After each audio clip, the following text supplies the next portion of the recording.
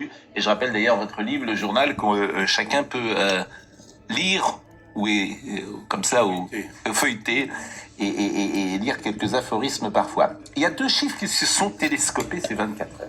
Deux chiffres qui a priori n'ont rien à voir l'un avec l'autre.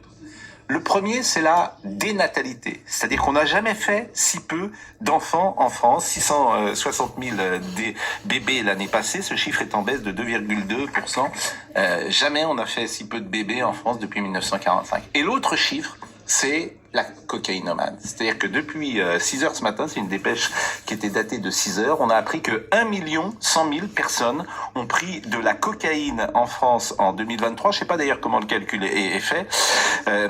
Et ça serait intéressant d'ailleurs, cette consommation. Et selon ce rapport paru en 2022, la France comptait 600 000 usagers. C'est-à-dire que en un an, entre 2022 et 2023, c'est l'Observatoire français des drogues et des tendances addictives, on est passé de 600 000 usagers à 1 100 000. Alors évidemment, ces deux chiffres n'ont rien à voir, mais on est donc un pays qui ne fait plus d'enfants et qui prend plus de cocaïne. Vous dites que ça n'a rien à voir.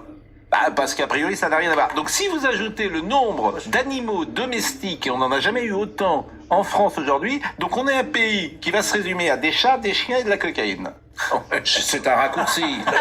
C'est un raccourci, évidemment. C'est un raccourci que je fais là. Bien sûr. Mais avant d'être avec Laurent Carilla, qui est psychiatre et qui va nous parler de cette cocaïne, je voulais simplement savoir... Qu'est-ce que vous pensez? Et il y avait un excellent papier ce matin d'Eugénie Bastier sur Europe 1 qui dit un pays vieillissant est un pays averse au risque, qui n'innove plus et stagne. Un pays vieillissant, c'est un pays qui s'endette pour financer un modèle social intenable. Un pays vieillissant, c'est aussi un pays où la décision publique est orientée en faveur des électeurs âgés au détriment des plus jeunes. Un pays vieillissant, enfin, c'est un pays qui n'a plus de jus.